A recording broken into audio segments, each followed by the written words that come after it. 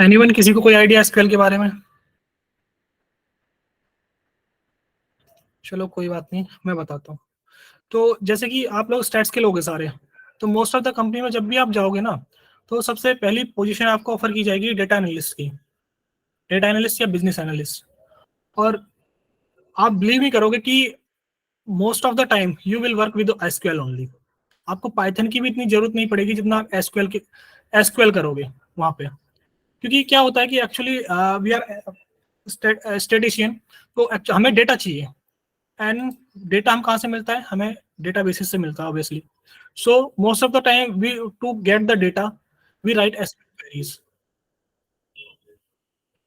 So let me open this जेमबोर्ड।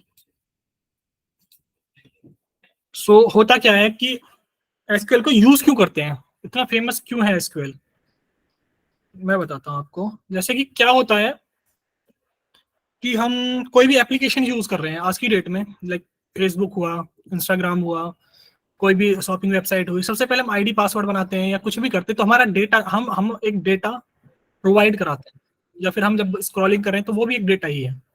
तो वो data backend में जाके कहाँ स्टोर होता है? वो स्टोर होता है डेटाबेसेस में। वो जाके स्टोर होता है डेटाबेसेस में। तो एंड ऑफ द डे हमारा जो सारा डेटा है वो स्टोर होता है डेटाबेसेस में। लेकिन अगर हमें कुछ भी अपने डेटा से प्रिडिक्शंस निकाल रहे हो, तो हमें अपना डेटा चाहिए होगा, एनालिसिस करनी हो तो हमें डेटा चाहिए होगा। तो और हमारा डेटा स्टोर कहाँ है? वो स्टोर है डेटाबेसेस में। डेटाबेसेस लाइक एक मान लो कि स्टोरेज थिंग है, कि जो भी कोई डेटा है उसको स्टोर करने के लिए। तो होता क्या है कि डेटा स्टोर होता है डेटाबेसेस में। तो there are two type of databases mainly use होते हैं, एसक्यूएल डेटाबेसेस और नॉन एसक्यूएल डेटाबेसेस। ठीक है। तो नॉन एसक्यूएल में क्या होता है कि डेटा अलग फॉर्म में स्टोर्ड होता है, और एसक्यूएल में अलग फॉर्म में स्टोर्ड होता है। यहाँ तक किसी को कोई डाउट? No sir. ठीक है। तो तो हमारा डेटा डेटाबेसेस में स्टोर होता है। लेकिन डेटाबेसेस के भी दो टाइप्स होते हैं, एक होता है डेटाबेस और एक होता है डेटा वेयर हाउस। सो दोनों में डिफरेंस क्या है? डेटाबेस में क्या होता है कि ये दो टाइप के सिस्टम होते हैं, एक होता है OLTP और एक होता है OLAP।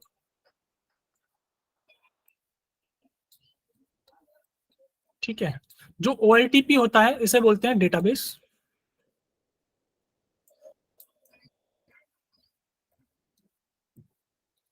और जो OLAP होता है उसे बोलते हैं डेटा वेयर हाउस। तो मोस्ट ऑफ द टाइम जो हम एनालिस्ट होते हैं इस पे काम करते हैं, डेटा वेयर हाउस पे। अब दोनों में डिफरेंस क्या है? जो डेटाबेसेस होते हैं वो चलते हैं ऑनलाइन। मान लो कि मैं किसी किसी ऑनलाइन वेबसाइट पे कुछ परचेज कर रहा हूँ, अभी तक क्या था, 2 क्वांटिटीज थी। जैसे ही मेरा परचेज होगा तो उसमें क्वांटिटी 1 रह जाएंगी। अब जैसे ही मैं रिजल्ट करूंगा तो अगेन 3 हो जाएंगी। तो वो क्या होता है, वो ऑनलाइन चलता है, तो हम उस पर डायरेक्टली उस पर एनालिसिस नहीं कर सकते, क्योंकि हम नहीं पता कि डेटा कब चेंज होगा। तो उस केस में हम डायरेक्ट डेटा बेसिस पे एनालिसिस नहीं कर सकते, तो हम करते हैं डेटा वेयर हाउस में। तो क्या होता है, एंड ऑफ द डे जो हमारा डेटा पूरा होता है वो वेयर हाउस में जाके सेव होता है। तो इसलिए इसलिए इसको OLTP बोलते हैं, ऑनलाइन ट्रांजेक्शन प्रोसेसिंग, और इसे बोलते हैं ऑनलाइन एनालिटिक प्रोसेसिंग। तो हमारा डेटा एंड लास्ट यहाँ पे जाके सेव होता है, जिसमें होता है हिस्टोरिकल डेटा। ये होता है ऑनलाइन डेटा, ये होता है हिस्टोरिकल डेटा। तो एनालिसिस हमेशा, you are from stats background, कि एनालिसिस हमेशा हिस्टोरिकल डेटा पे की जाती है और प्रेडिक्शन, कि हमारा क्या ट्रेंड था, क्या लास्ट ईयर में हमारा ट्रेंड क्या था, मंथ में क्या ट्रेंड था। हमेशा हम हिस्टोरिकल डेटा पे एनालिसिस करते हैं और उसके बेसिस पे हम डिसीजंस लेते हैं। तो मोस्ट ऑफ द टाइम हम वेयर हाउस पे काम करते हैं। यहां तक किसी को कोई डाउट?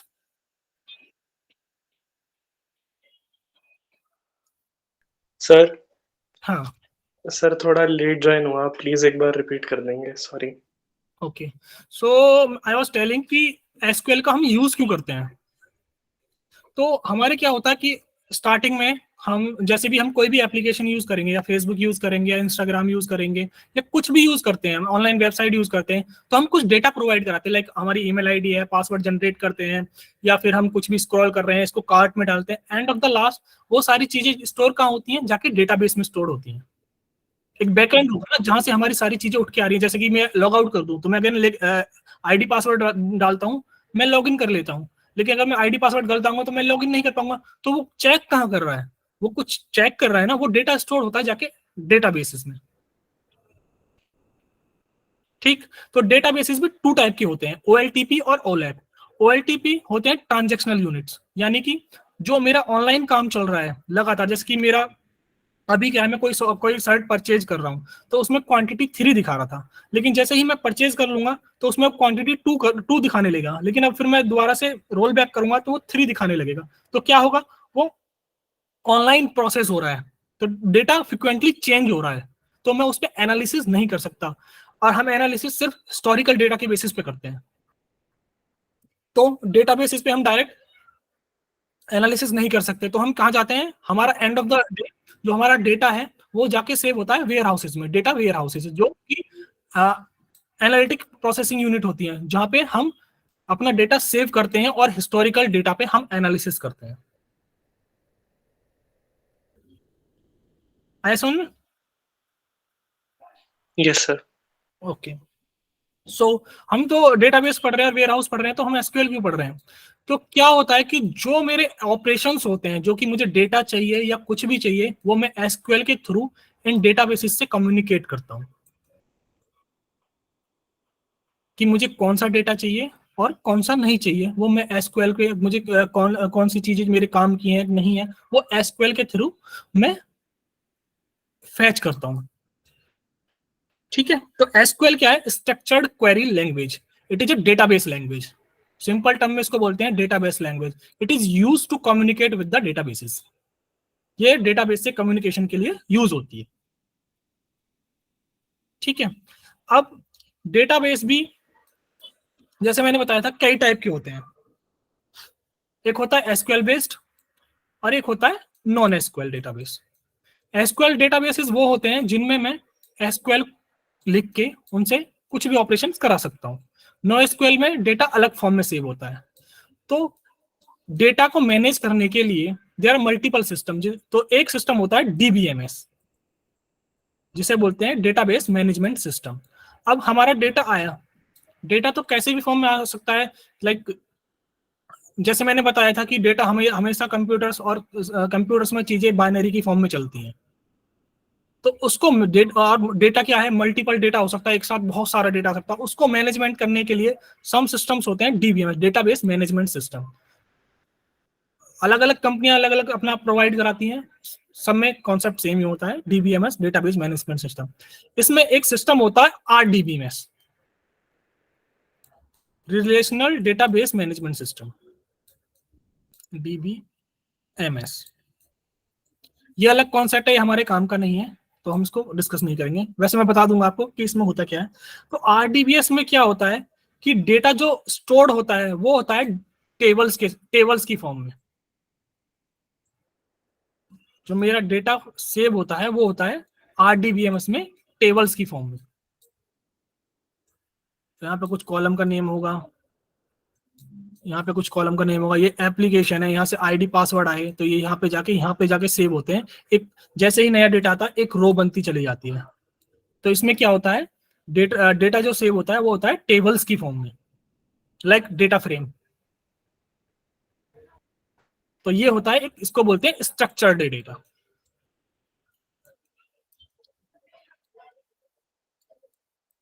किसी को डाउट यहां तक?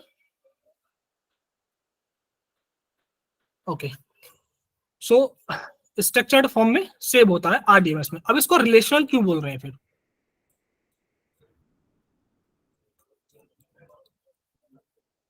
इसको रिलेशनल इसलिए बोलते हैं कि हर एक एंटिटी के लिए एक अलग अलग टेबल होती है।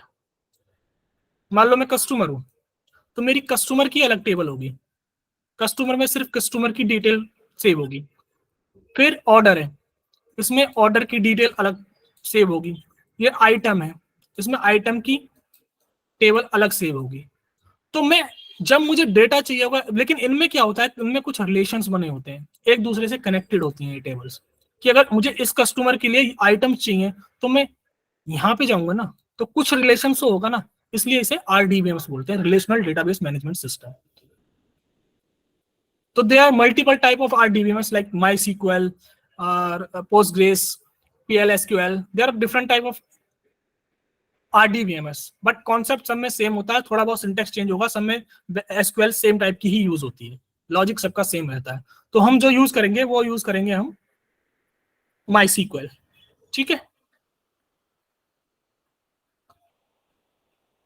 तो MySQL को पहले तुम्हें मैं डाउनलोड, हम यूज करेंगे MySQL और ये नॉर्थ विंड डेटाबेस और HR डेटाबेस। तो इसको यूज कैसे करेंगे, तो डाउनलोड कैसे करेंगे मैं आपको बताता हूँ। तो हम जाएंगे माई सीक्वल पे, माई सीक्वल डाउनलोड्स पे, यहाँ पे माई सीक्वल डाउनलोड्स, देन उसके बाद सबसे लास्ट में जाके माई सीक्वल, चलो मैं एक काम करता हूँ, मैं इसको ना अनइंस्टॉल करके दोबारा इंस्टॉल करता हूँ ताकि आपको भी पता चले।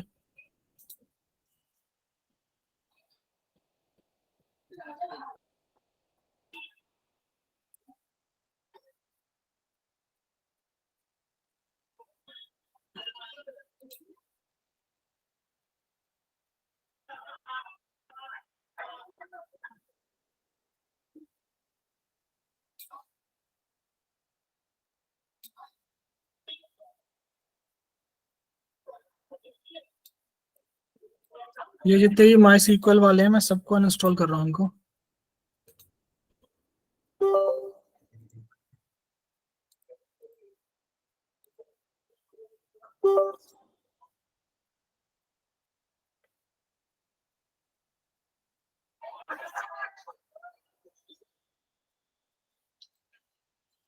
वीडियो लंबा हो जाएगा फिर मैं इसको दोबारा से इंस्टॉल करने बैठूँ।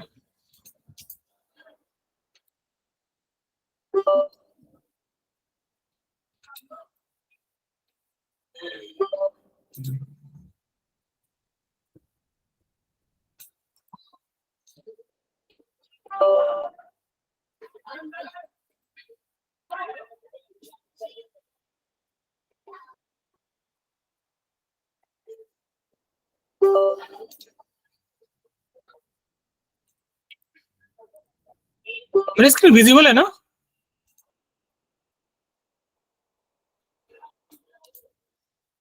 Yes, sir.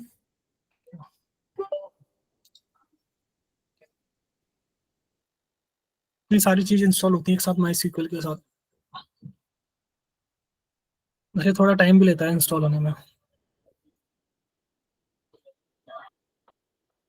ये कॉन्सेप्ट समझ में आया ना कि एक्चुअली होता क्या है, कि बैकएंड में हम एसक्यूएल क्यों यूज करते हैं, कि एंड ऑफ द टाइम हम एनालिस्ट हैं, हमको क्या चाहिए, डेटा चाहिए।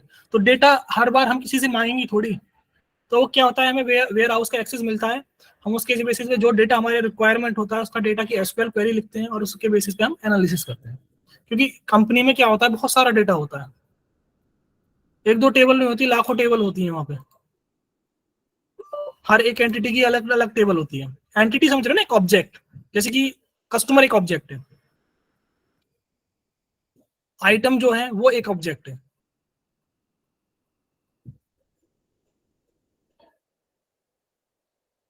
इसको क्या होता है कि जब डेटाबेस मैनेजमेंट सिस्टम होता है उसमें हर क्या बोलते हैं कि वो बना जाती है कि डेटा की डुप्लीकेसी ना हो, कि एक डेटा मेरा यहाँ पे है और वहां पे भी हो। तो उसको मैनेज करने के लिए ये एंटिटीज बनाई जाती है, हर एक एंटिटी को सेपरेट रखा जाता है, फिर उसके बाद इनका रिलेशनशिप बनाई जाती है। अभी तुमने कभी देखा हो ईआर डायग्राम होता है, ER diagram, entity relation diagram,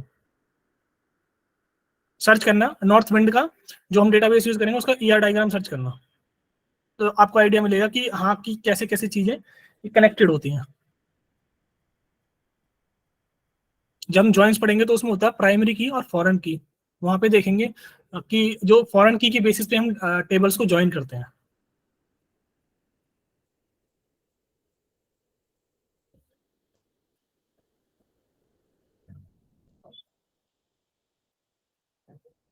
install,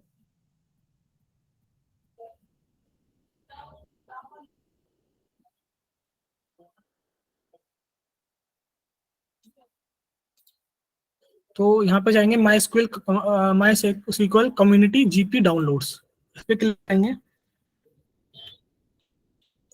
then सबसे यहाँ पे होगा माई SQL इंस्टॉलर फॉर विंडोज, इस पे क्लिक करेंगे। देयर आर टू टाइप्स, तो हम सेकंड वाला यूज करेंगे, विंडोज 8X 32 बिट। ये 32 बिट का है, लेकिन 64 बिट पे चलता है आराम से। ठीक है, तो इसको डाउनलोड करेंगे। देन ये लॉगिन साइन इन मांगेगा, इसको नहीं करने की जरूरत नहीं है। यहाँ पे जाएंगे no thanks just start downloads, तो ये डाउनलोड स्टार्ट हो जाएगा इसका। It would take time, some time. Excuse me sir, या सर आप वापस से बता सकते हो डाउनलोड का प्रोसीजर? मैं साइड बाय साइड कर भी रही थी, सो मिस हो गया था। सबसे पहले क्रोम पे जाके my download, sorry my SQL downloads click करोगे तो फर्स्ट वाला लिंक आएगा माई SQL डाउनलोड्स। ठीक है, देन उस पर क्लिक किया। देन सबसे लास्ट में जाओगे, ये इस पे एक होता है mysql.com, एक है डाउनलोड्स, तो डाउनलोड्स पे क्लिक करना। डाउनलोड्स पे नीचे जाके MySQL कम्युनिटी GPL डाउनलोड्स, इस पे click. Then MySQL install for downloads, sorry for Windows. अगर आपका विंडोज है तो विंडोज के लिए, अगर आप लाइनिक्स यूज कर रहे हैं, मुझे तो नहीं लगता कोई लाइनिक्स यूज कर रहा होगा। देन डाउनलोड्स, डाउनलोड्स पे क्लिक करके तो ये साइन इन मांगेगा, यहाँ पे नहीं करना, बस इस पे क्लिक करना है, no thanks just start download, तो डाउनलोडिंग स्टार्ट हो जाएगी।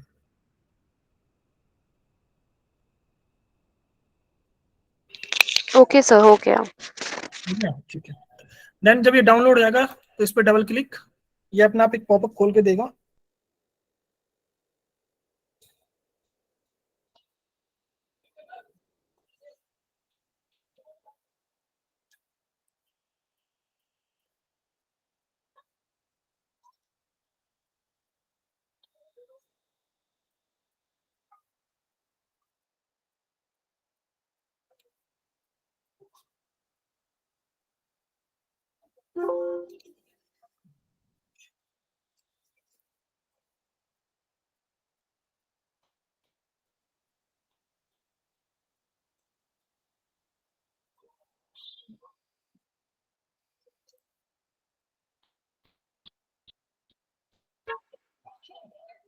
जस्ट अ मिनट,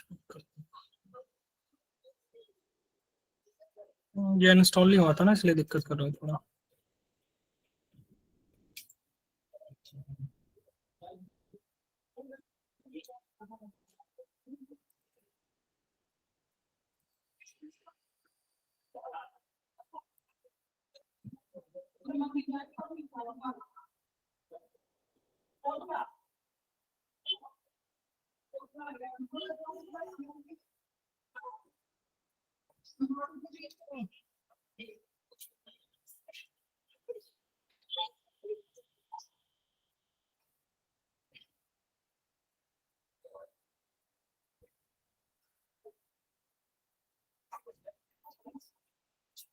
ठीक है, दोबारा से इसको डाउनलोड करता हूँ।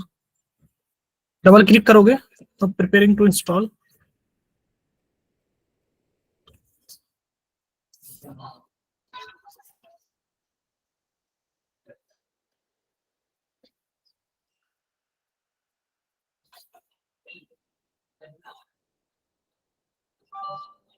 Done, yes.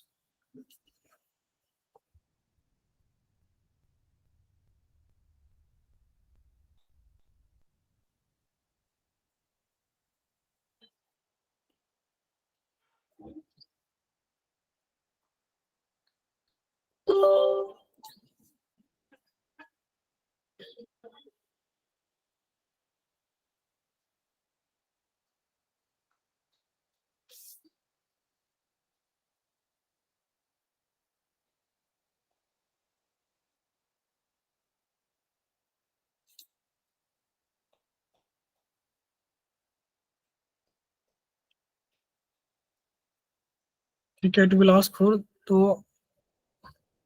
आप जाओगे MySQL सर्वर पे। और ये एसक्यूएल सर्वर ये वाला, ये इंस्टॉल करना है। देन माई एसक्यूएल एप्लीकेशंस में, वर्कबेंच पे,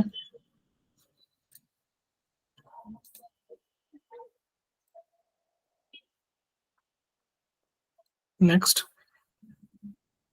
next, you still have warning that selected path are you to continue। एक मिनट में क्या कर, ये ना अभी सेल जो है इसका अनइंस्टॉल नहीं हुआ है।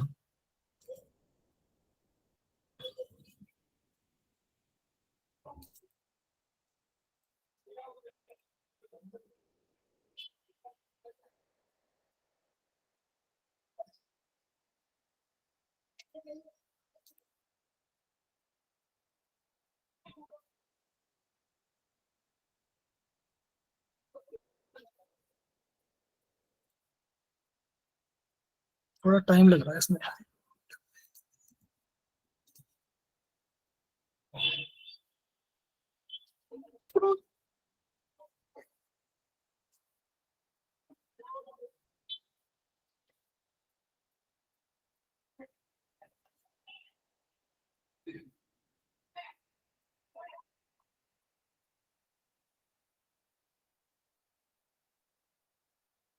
मीनवाइल जितने ये इंस्टॉल हो रहा है, मैं कुछ चीजें समझाता हूँ तुम्हें,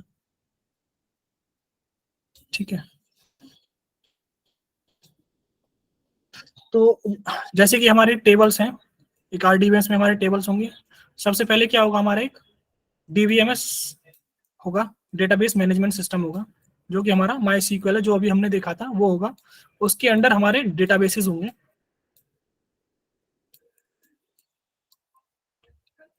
और डेटाबेस के अंदर होंगी हमारी टेबल्स। टेबल्स होंगी, व्यूज होंगे,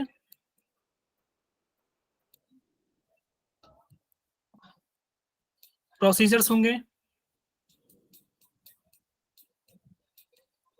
एंड देन इंडेक्स होंगे। सब चीजें हम पढ़ेंगे वन बाय वन। सबसे पहले हम स्टार्ट करेंगे टेबल से, ठीक है। तो जैसे ही हम इंस्टॉल ओ कर लेंगे, तो सबसे पहले हम क्या करेंगे, अपना एक डेटाबेस बनाएंगे, हम जिसको यूज करना चाहते हैं। कंपनीज में क्या होता है, पहले से डेटाबेसेस बने होते हैं, टेबल्स बने होते हैं, अभी समय तो डेटा फैच करके लाना है, उस पर काम करना है। लेकिन हमें, जैसे कि अभी हम यूज करेंगे, तो हम सबसे पहले डेटाबेस बनाना सीखेंगे कैसे।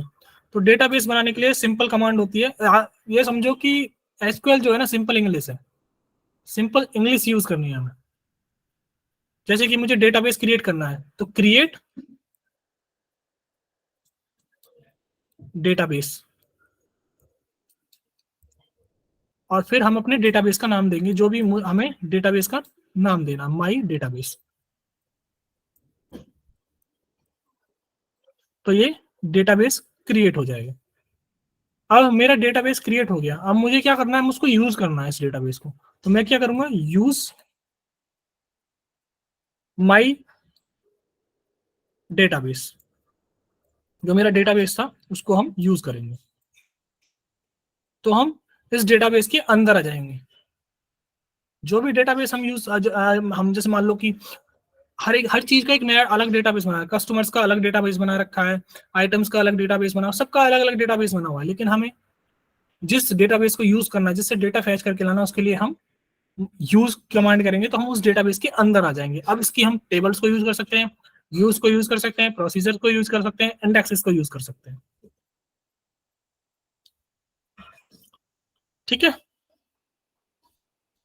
देन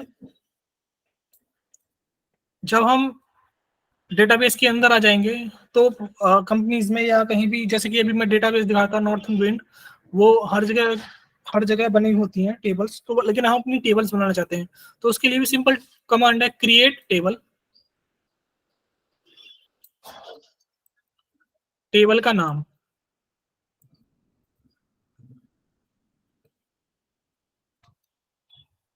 टेबल का जो भी नाम देंगे हम, देन उसमें हमें डिफाइन करने पड़ेंगे कॉलम्स, हम कौन कौन से कॉलम अपने टेबल्स में देना चाह रहे हैं।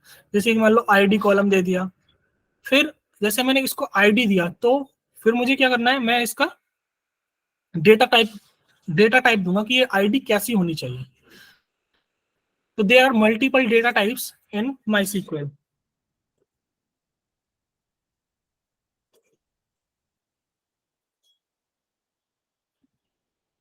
ठीक है, देखो कौन कौन से डेटा टाइप्स होते हैं. कैरेक्टर होता है एक फिक्स लेंथ की स्ट्रिंग को बनाने के लिए, जिसका 0 से 25 तक लेंथ का हम स्ट्रिंग बना सकते हैं. ठीक है. देन होता है वेर केयर. वेर केयर का मतलब होता है वेरिएबल कैरेक्टर, यानी कि हम इसकी लेंथ डिफाइन नहीं कर सकते कि हम अगर 500 कैरेक्टर की लेंथ बनाना चाह रहे हैं किसी भी वैल्यू की, तो हम 500 कैरेक्टर का दे सकते हैं. जैसे कि इसकी लेंथ होती है 0 से लेके 65535 तक की लेंथ का हम वो दे सकते हैं, लेकिन हमें क्या है इसमें साइज प्रोवाइड कराना पड़ेगा स्टार्टिंग में, कि अगर मान लो मैं फर्स्ट नेम, मुझे किसी का नेम लिखना है, तो मैं कंसीडर करके चल रहा हूँ कि मैक्सिमम 20 लेंथ तक का किसी का करेक्टर का नेम होता है, तो मैं उसमें साइज प्रोवाइड करता हूँ करेक्टर ब्रैकेट में 20. देन होता है बाइनरी. अगर करेक्टर को बाइनरी की फॉर्म में, बाइनरी 1 और 0 की फॉर्म में सेव करना है, इसलिए यूज होता है. Same variable binary. Blob. Blob is kind of binary large object होते हैं. ब्लॉब का समझ लो पिक्चर्स है. पिक्चर्स को हम बाइनरी ऑब्जेक्ट्स में स्टोर करते हैं 1-0 की फॉर्म में, तो उसके लिए हम ब्लॉब यूज करते हैं. छोटे टेक्स्ट के लिए then text blob, same same medium text long blob. Enum is kind of array, list type का ऑब्जेक्ट सेव करने के लिए. देन सेट बूलियन, फिर इंटीजर टाइप के bit, bit tiny bit boolean 1 और 0 की फॉर्म में, मतलब true false. And we have integers, float, double. ये सब साइज पे डिपेंड करते हैं कि कितना कितने साइज की वैल्यूज ले सकते हैं. देन वी हैव डेसिमल, की साइज में डेसिमल नंबर कितने होंगे. देन टाइम, डेट टाइम में करना चाहते हैं, टाइम स्टैम्प में, ईयर. तो these are the different kind of data types. ये अनइंस्टॉल हो गया ना.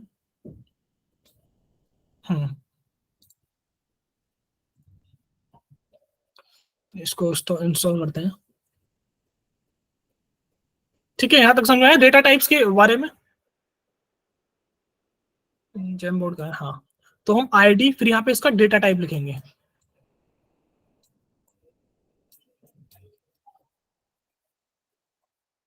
डेटा टाइप जो भी होगा, देन हम कुछ कंस्ट्रेंट प्रोवाइड कराएंगे. कंस्ट्रेंट, हम कंस्ट्रेंट पढ़ेंगे.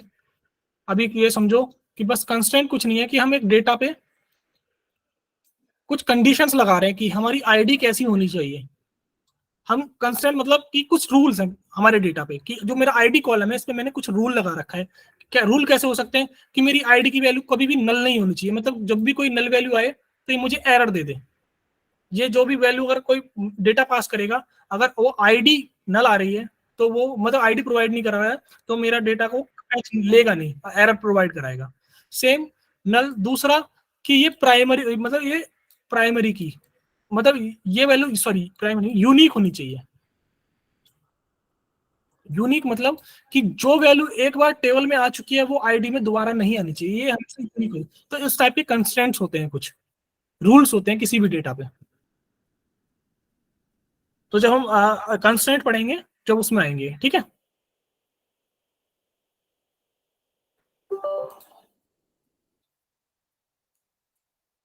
बट ये जो काम है ना टेबल क्रिएशन ये वगैरह, ये डेटाबेस इंजीनियर का काम होता है. हमारा काम तो सिर्फ हम ज्यादा फोकस उसी पे करेंगे जो कि डेटा फैच करने वाला है, क्वेरीज लिखने वाला है, हमें कौन सा डेटा चाहिए, एनालिसिस कैसे करते हैं डेटा के साथ.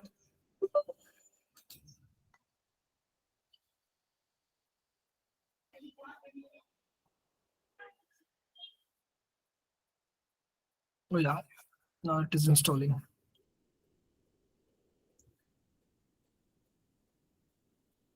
ठीक है. तो बाय डिफॉल्ट ये आएगा क्योंकि पहले हमने सेल रख रखा था, तो इसलिए वो वाला फॉर्मेट दिखा रहा था. जब तुम इंस्टॉल करोगे तो तुम्हें सीधा सिंपल ये वाला पेज आएगा ओपन होके. देन डेवलपर डिफॉल्ट लेना है, नेक्स्ट. सब कुछ सेम रखना है, next. You still have warning with the selected path. Are you want to continue? Yes. ठीक है. नेक्स्ट. Then execute. ये सारी चीजें इंस्टॉल करी जो अभी हमने अभी अनइंस्टॉल करी थी ना, ये सारी चीजें ही थी वो, my sequel server, my sequel workbench, my sequel shell, my sequel router, connection ODBC.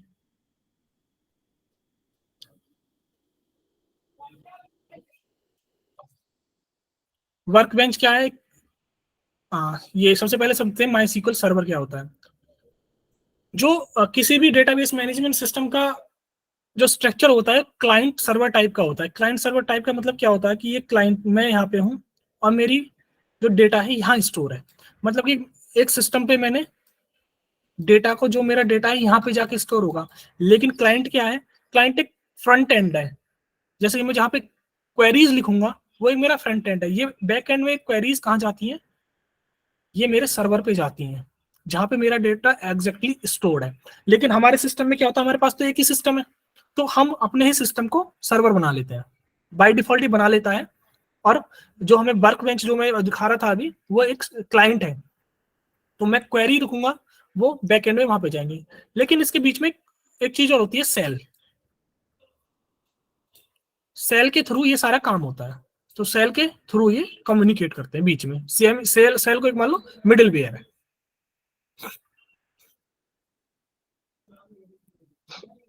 It will take some time, इसको इंस्टॉल होने दो फिर स्टार्ट करते हैं।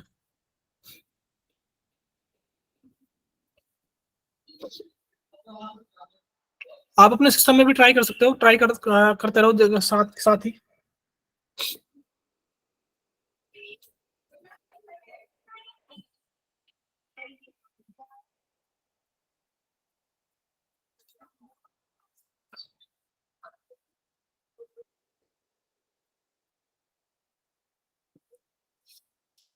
Okay.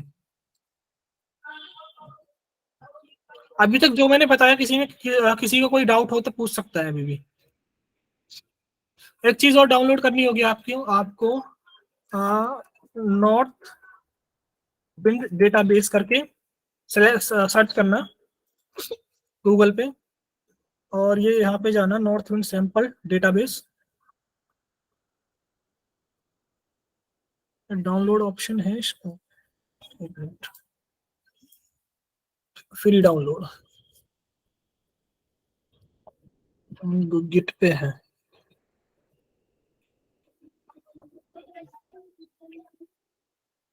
चलो मैं शेयर कर दूंगा आपके साथ, गिट पे है। गिट से तुम कैसे लोगे तुम लोग?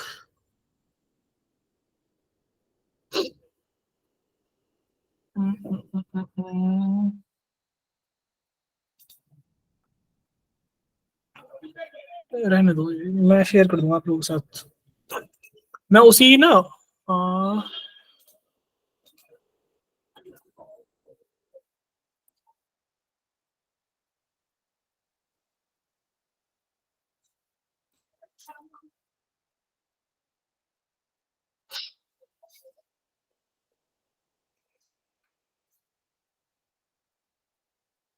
स्टिल इंस्टॉलिंग, थोड़ा टाइम लेगा ये।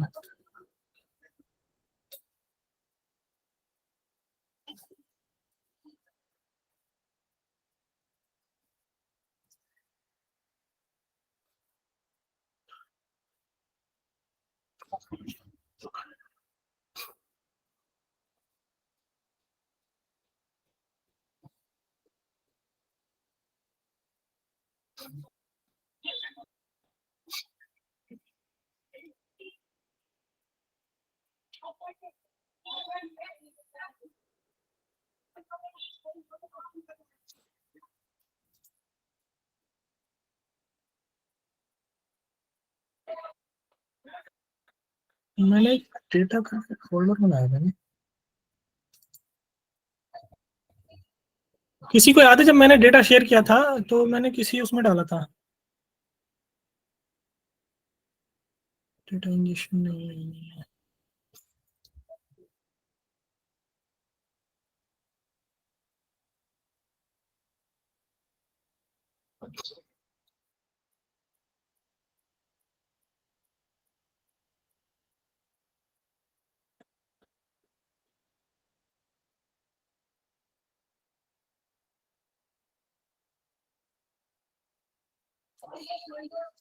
टाइम ले रहा है बहुत ज्यादा।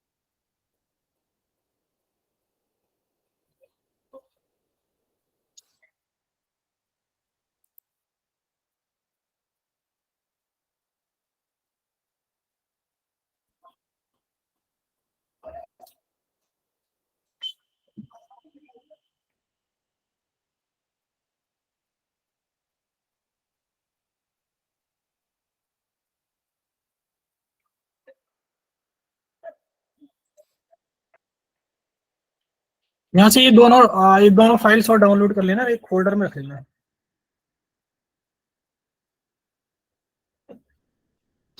ठीक है,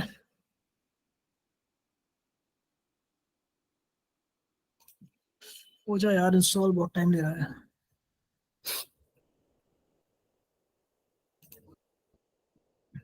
इट इज स्टिल इंस्टॉलिंग, देख सकते हो।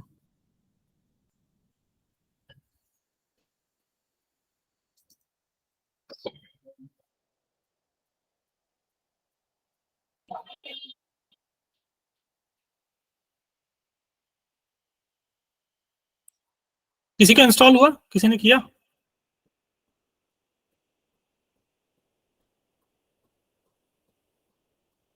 हाँ सर, मेरा हो गया। हो गया, हाँ ओके। तो मतलब आपने नेक्स्ट किया इसको फिर यहाँ से? हाँ सर, 2 नेक्स्ट किया, मतलब पूरा हो गया ये, उसके बाद नेक्स्ट किया 2 बार, फिर उसके बाद आपका वेट कर रही हूँ। ओके, यहाँ अब इंस्टॉल हो रहा है। तो उसमें पासवर्ड का आया होगा, पासवर्ड क्रिएट करने का। नहीं सर, उतना नेक्स्ट नहीं किया अब तक। ओके,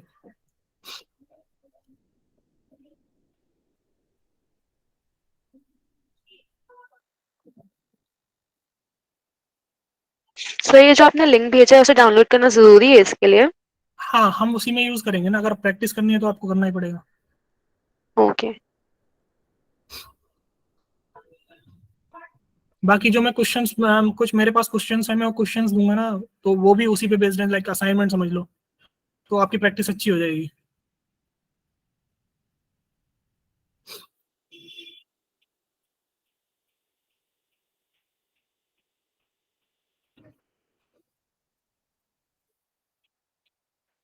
या देन नेक्स्ट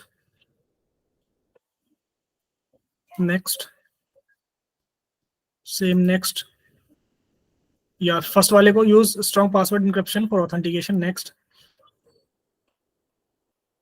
तो एक रूट पासवर्ड अपनी मर्जी से आप दे सकते हो, मैं अभी रूट ही दे रहा हूँ इसको।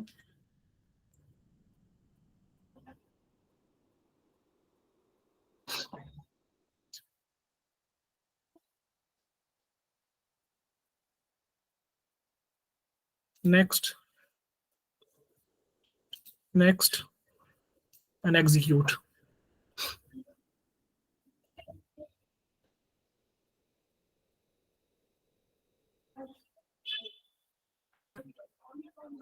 And finish. सर ये जो आपकी ड्राइव की लिंक है, आप उसे व्हाट्सएप पे भी सेंड कर सकते हो क्या? क्योंकि मैं लैपटॉप पे हूँ एंड मोबाइल से कनेक्टेड हूँ, तो मैं उसे कॉपी नहीं कर पा रही। सो आई विल शेयर, क्योंकि ओके, मुझे फिर व्हाट्सएप वेब चलाना पड़ेगा। ठीक है। नेक्स्ट, रूट का password, connection succeed, and then next execute.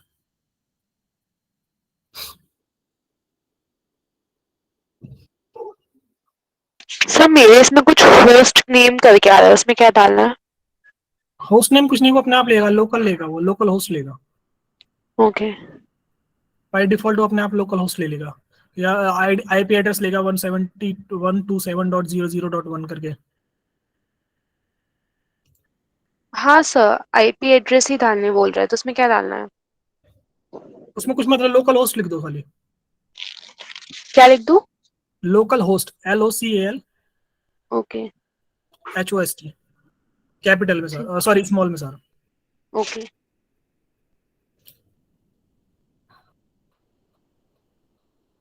Sir फिर तो भी ये नहीं हो रहा स्क्रीन शेयर करोगे आप? है। सर कनेक्ट होना, मतलब मैं फिलहाल तो फोन से हूँ। फोन से कनेक्ट हूँ तो देन ओके, स्क्रीनशॉट भेज देना मुझे, मैं देख लूंगा, ठीक है, बाद में। ठीक है, तो अभी छोड़ दो वैसे ही। हाँ अभी ऐसे ही छोड़ दो, ठीक है। तो ये खुल के आएगा my sequel work bench, like I said कि ये क्या है, क्लाइंट है, इट इज ए क्लाइंट। और बैकएंड में क्या होता है, सेल एग्जीक्यूट होता है, ये वाला सेल चल रहा है इसका, and then it will connect to the server. तो अभी क्या है, सर्वर क्या है, हमारी खुद की मशीन है, तो हमारे ये बाय डिफॉल्ट हमारा जो स्टोरेज है उसको यूज करेगा, ठीक है। तो सबसे पहले क्या करेंगे, लोकल इंस्टेंस जो हमारा रूट है उस पर कनेक्शन करेंगे, और उसमें पासवर्ड मांगेगा, जो आपने पासवर्ड दिया है रूट, ओके। तो मेरा ये ऐसे खुल के आएगा, ठीक है। बाय डिफॉल्ट ये आ रहा है मेरा, क्योंकि मैंने पहले लिया था, तो उसी क्योंकि बैकएंड में क्या है, सारी फाइल्स हैं, फाइल्स में इसको अपडेट नहीं किया। तो आप लोग क्या करोगे, इस पे जाओगे सर्वर्स, सर क्या सर एक बार वो बता दीजिए कि वर्क बेंच में कैसे वो करना है एंटर करना आगे, है। मतलब वर्क बेंच के आगे क्या करना है, वो स्टेप मिस हो गया है। वहां पे नीचे अगर तुम लेफ्ट साइड में नीचे देखोगे तो रूट करके मतलब यूजर्स का लिए आ रहा होगा कुछ, उस पर क्लिक करो।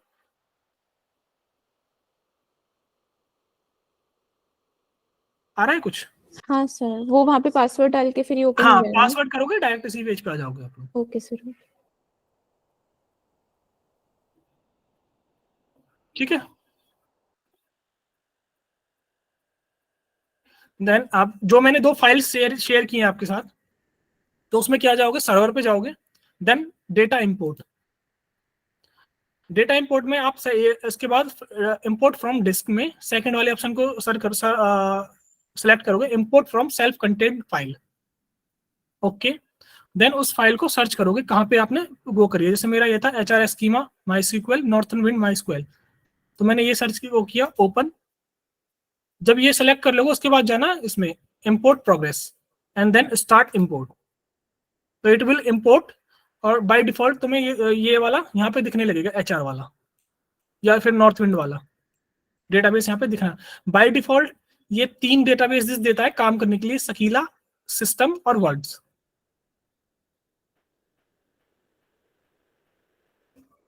ठीक है। कोई डाउट? सेम जब ये एक बार ये वाला नॉर्थ विंड वाला हो जाए फिर HR वाले को इंपोर्ट करा लेना, ठीक है। तो आपको कुछ ऐसा दिखाई देगा, ये वर्क बेंच तुम्हारा ऐसे खुल के आएगा, ठीक है। अब तुम्हें स्टार्ट करना है सबसे पहले प्लस SQL, तो एक ये खुल के आ जाएगी विंडो जिसमें हम SQL क्वेरी लिखेंगे। तो जैसे मैं बता रहा था कि हमें सबसे पहले कोई भी है तो हमें डेटाबेस चाहिए होगा, तो हम क्या करेंगे, क्रिएट डेटाबेस। सर हम्म 2 मिनट रुक जाएंगे, वो डेटा इंपोर्ट नहीं हो रहा है अभी। ठीक है ठीक है।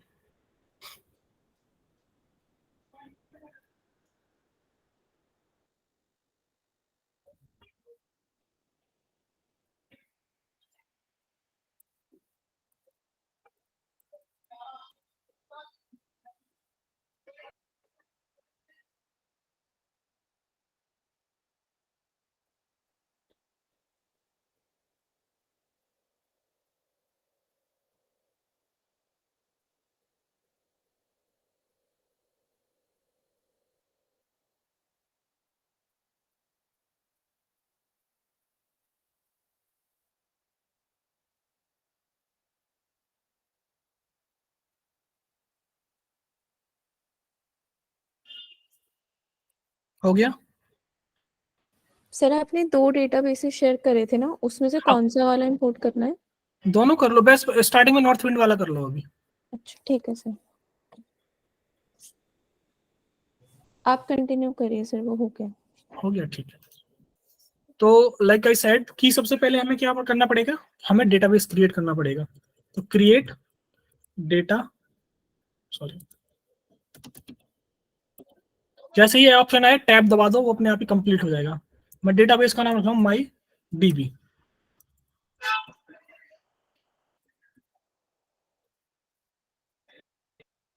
ठीक है, लास्ट में colon to end of the statement.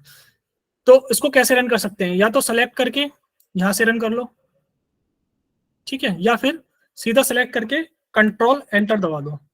तो ये देखो, इसमें यहाँ पे एक्शन आउटपुट क्या होगा, क्रिएटेड डेटाबेस 1 रो अफेक्टेड, और ये हमारा डेटाबेस, सॉरी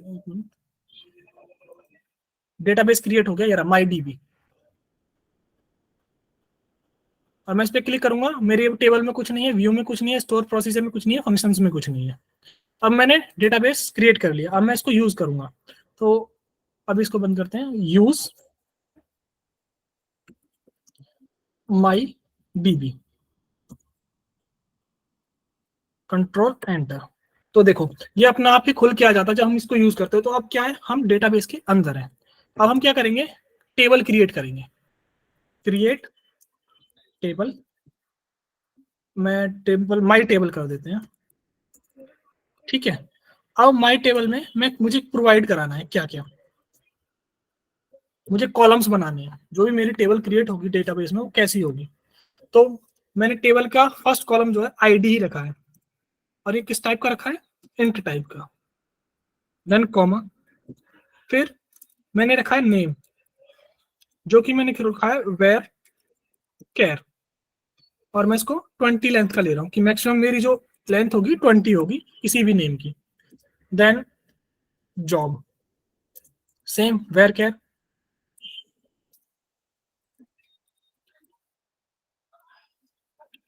20।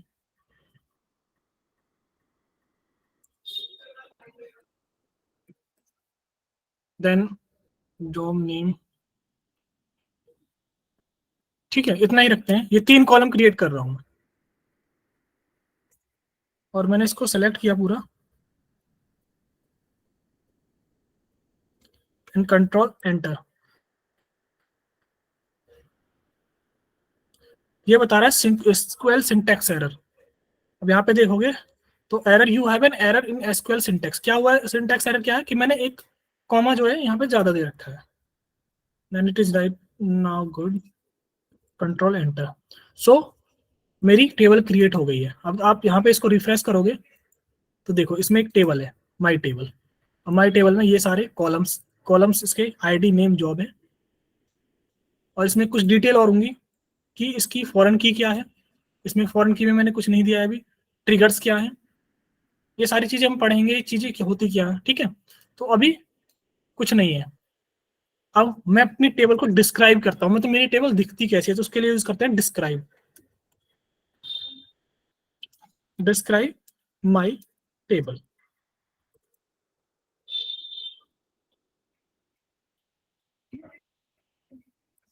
सॉरी। तो देखो ये मुझे यहाँ पे दिखाएगा कि मेरे फिर आईडी, मेरा जो टेबल है उसमें आईडी कॉलम कौन कौन से हैं, आईडी कॉलम है, नेम कॉलम है, जॉब कॉलम है। टाइप किसना है, फर्स्ट आईडी का इंट टाइप है, वेयर केयर का, इसका नेम का वेयर केयर है, और जॉब का वेयर केयर है। नल वैल्यू, यस ये नल वैल्यूज आ सकती है इसमें, कि अभी मैंने डिफाइन नहीं किया। डिफॉल्ट वैल्यू क्या होगी, एक्स्ट्रा। तो ऐसे हम टेबल को टेबल होती है। अब मुझे उसमें इसमें कुछ डेटा प्रोवाइड कराना है, ठीक है।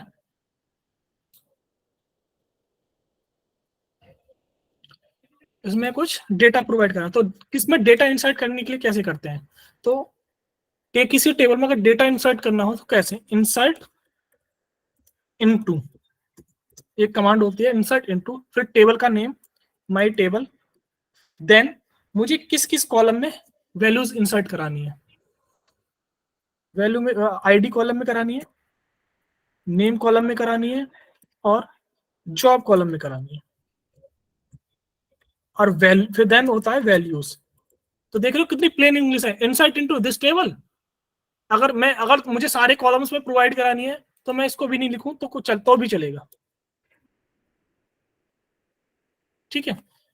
Insight into this table, values क्या होंगी, वैल्यूज प्रोवाइड करानी है। जैसे कि मैं फर्स्ट वैल्यू प्रोवाइड कर रहा हूं 1, नेम होगा राम, और जॉब होगी साइंटिस्ट, ठीक है। ये मैंने वैल्यू प्रोवाइड करा दूंगा मैं।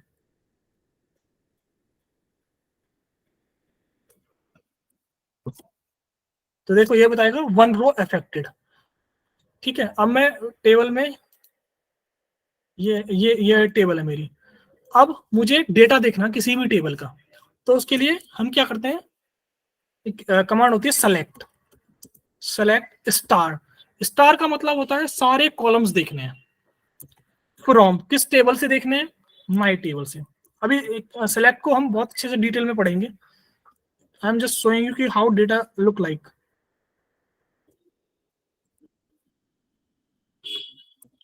तो देखो मेरे इस टेबल में ये वैल्यूज आ गई, राम 1 आईडी राम साइंटिस्ट, ठीक है। अब मैं दोबारा से यही लिख रहा हूं और राम को मैं स्ट्रिंग ना दे रहा हूं, सिर्फ ऐसे ही कर रहा हूं, ठीक है। तो it should throw an error. देखो ये एरर करेगा, unknown column Ram in the field list. तो क्योंकि हमने क्या कहा था कि हमें वैल्यू कैसी देनी है, वेर केयर वैल्यू देनी है इसको।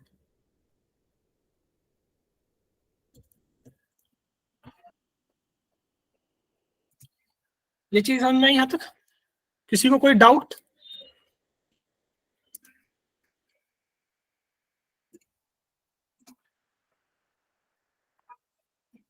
किसी को कोई डाउट?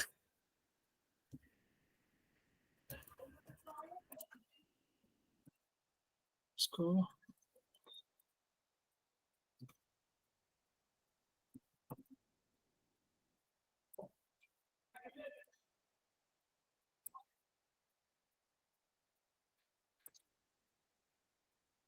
और मैं अपने टेबल की वैल्यूज देखूंगा अब।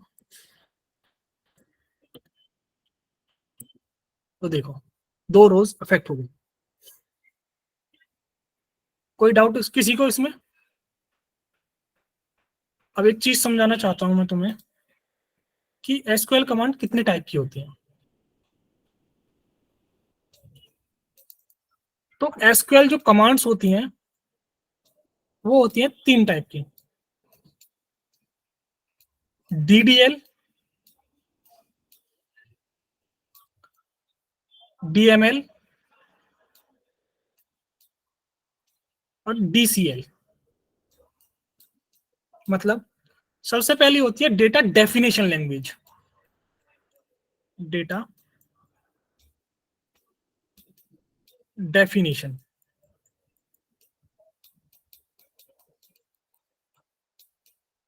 दूसरी होती है डेटा मैनिपुलेशन लैंग्वेज। लैंग्वेज कुछ नहीं होता, सिर्फ ये इसमें कमांड्स है। और दूसरी होती है डेटा कंट्रोल, ठीक है। तो डेटा डेफिनेशन का क्या मतलब है? डेटा का डेफिनेशन मतलब कि हम डेटा को डिफाइन कर रहे हैं कि मेरा डेटा कैसा होना चाहिए,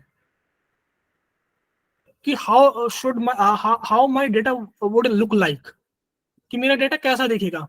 जैसे मैंने अभी बता रहा था यहाँ पे कि हम डिफाइन कर रहे हैं कि मेरे जो आईडी का कॉलम है वेयर केयर होना चाहिए। मैं टेबल क्रिएट कर रहा हूँ, मैं डिफाइन कर रहा हूँ ना, तो मेरी टेबल क्रिएट होनी चाहिए, इस टाइप की टेबल होना चाहिए। तो मैं डेटा को डिफाइन कर रहा हूँ। तो for that create is a data define command. Same create database भी।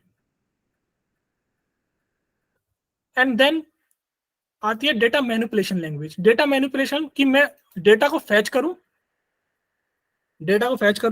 एंड देन उस पर कुछ मैनिपुलेट करूं। और मैंने मैनिपुलेशन के लिए जो यूज होते हैं उनको डेटा मैनिपुलेशन लैंग्वेज बोलते हैं। There are multiple commands we will see in the later lecture. like select, where, from. These are come in the under the DML. Then we have इसमें ये पेज इंक्रीज कैसे होता है? किसी को idea है ये पेज इंक्रीज कैसे होगा नीचे?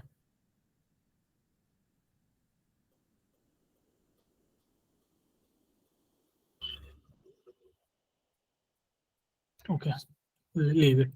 ठीक है, तो DDL में कौन कौन सी आएंगी?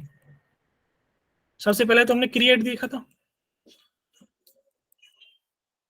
Then delete. अगर हम क्रिएट कर रहे हैं तो हमें डिलीट भी करना पड़ेगा, डिलीट भी कर सकते हैं। Then drop. अब मैंने क्रिएट, इन दोनों में काफी वो है, इनको हम अच्छे से डिस्कस करेंगे। Then we have truncate.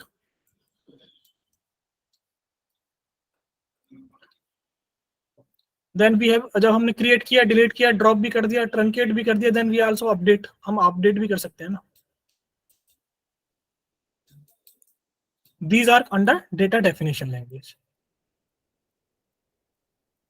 तो आपको एक ही जगह पता पड़ जाएगी कौन कौन सी चीजें किसमें यूज होती है। तो DDL में डेटा डेफिनेशन, क्रिएट करना है, डिलीट करना है और अपडेट करना है। कोई डाउट इसमें किसी को?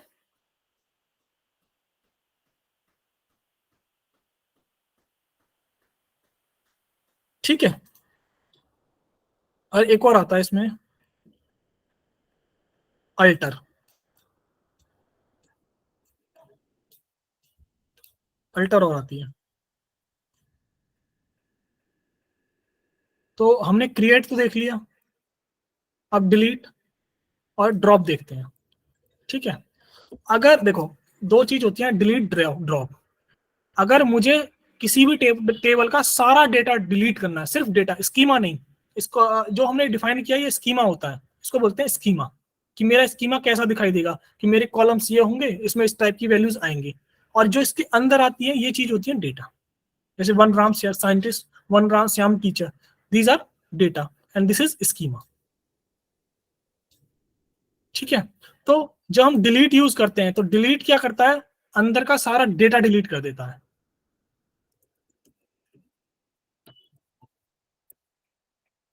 DELET, delete my table. Delete from होता है, डिलीट होता है।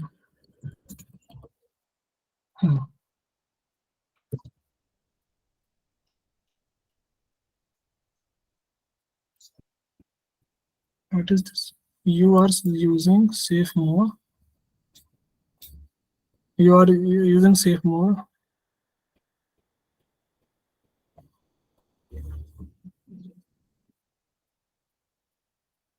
को टॉगल करना पड़ेगा। एक मिनट, अच्छे समझ गया मैं क्या कह रहा हूँ।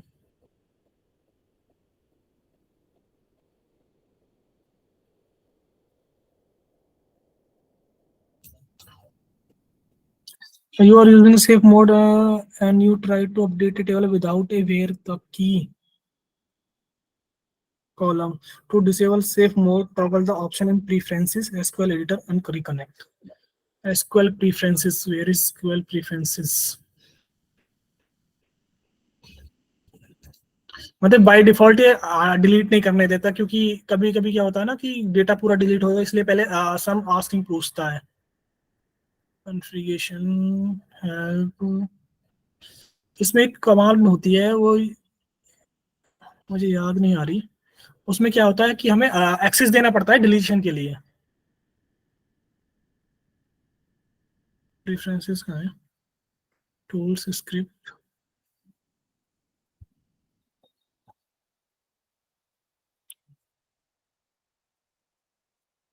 एक काम करते हैं, इसको कॉपी करते हैं। Let's see how where it is.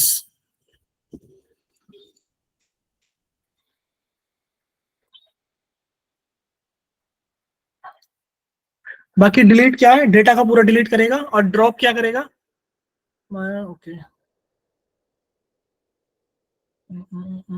ये सेट करना पड़ेगा इसको। Set SQL set is equal to update is equal to 0।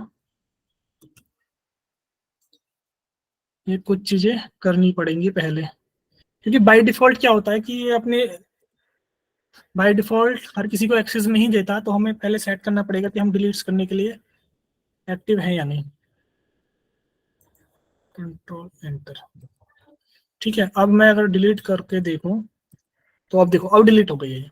तो ये एसक्यूएल सेफ अपडेट जो है हमको इसको 0 करना पड़ेगा। बाय डिफॉल्ट क्या होगा, ये 1 होगा।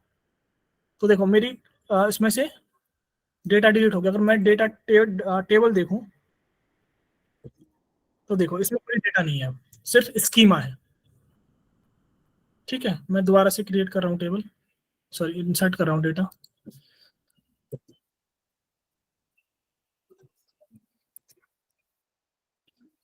और दोबारा से डेटा मैंने देखा तो ये डेटा है। ठीक है, अब मैं क्या कर रहा हूँ, अब यूज कर रहा हूँ ड्रॉप।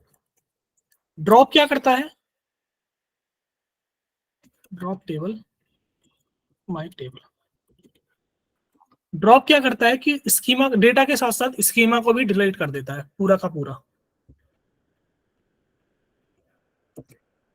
ये देखो, ये पूरा का पूरा अगर तुम टेबल चेक करोगे, अब इसमें कोई टेबल नहीं है, माई डीबी में कोई टेबल नहीं है, क्योंकि पूरी की पूरी टेबल ही डिलीट कर दी है। इसलिए बोलते हैं कि ड्रॉप को बड़े उससे क्या बोलते हैं कि सही तरीके से यूज करना चाहिए, अदरवाइज तुम्हारा पूरा डेटा लॉस हो जाएगा। इसलिए सेफ मोड वगैरह यूज किए जाते हैं। ये सब सारा काम डेटाबेस इंजीनियर का होता है। वो हर किसी को एक्सेस नहीं देता कि हर चीज को डिलीट कर दे।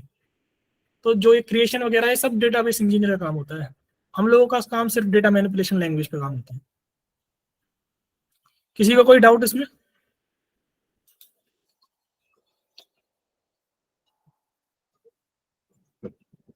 ओके, अब मुझे टेबल का स्कीमा चेंज करना है। स्कीमा इन द सेंस कि मान लो कि मैंने गलती से कॉलम का नेम गलत दे दिया। मुझे क्या करना है कि कॉलम के नेम को चेंज करना है, कॉलम के नेम को चेंज करना है। तो उसके लिए हम यूज करते हैं अल्टर कमांड। अल्टर टेबल, क्या नाम है मेरी टेबल का, अल्टर टेबल ही होती है ना, अल्टर माई टेबल मॉडिफाई, सॉरी मॉडिफाई नहीं, रीनेम आएगा, रीनेम। इसका सिंटैक्स, एक मिनट सिंटैक्स देखना पड़ेगा। ऑल्दो क्योंकि ज्यादातर यूज में नहीं होती है ना ये चीजें, तो इसलिए भूल जाते हैं।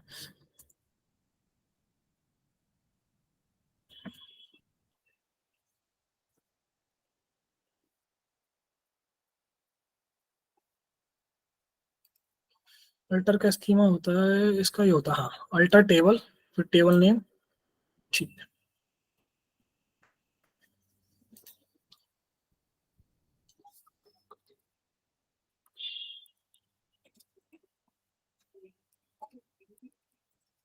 माई टेबल।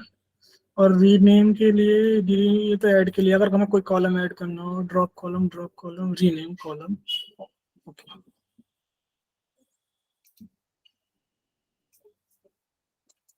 रीनेम कॉलम, जो मेरा नेम था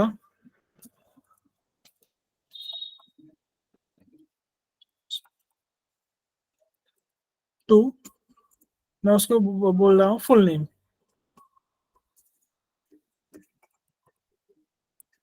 ठीक, अगर मैं इसको अल्टर करूं, कंट्रोल एंटर,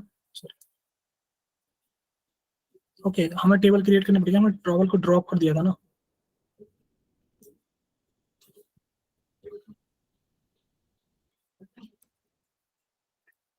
इसमें डेटा इंसर्ट करना पड़ेगा। इंसर्ट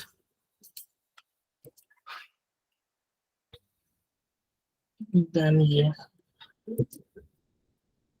ठीक है। अब अगर मैं अपनी टेबल को देखूं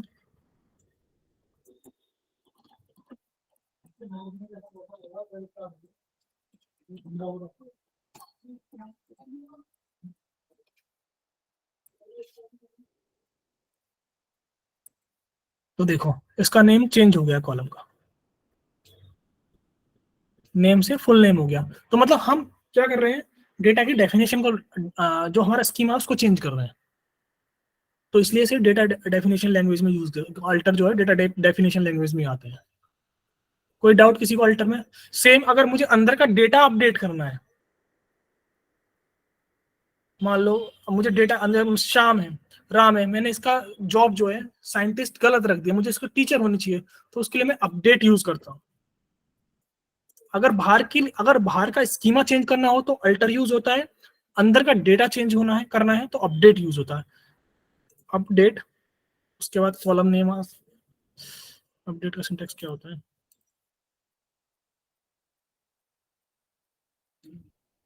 Where is update?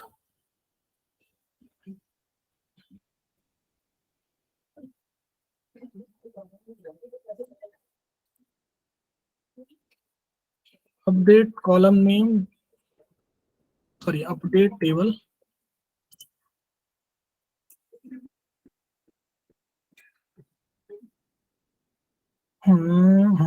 Table name आता है। अपडेट टेबल, माई टेबल, सेट कॉलम का नाम,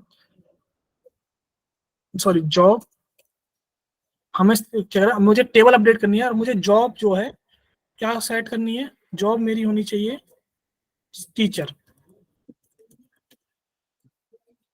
वेयर, जहां पर मेरा फुल नेम जो है क्या है, राम है।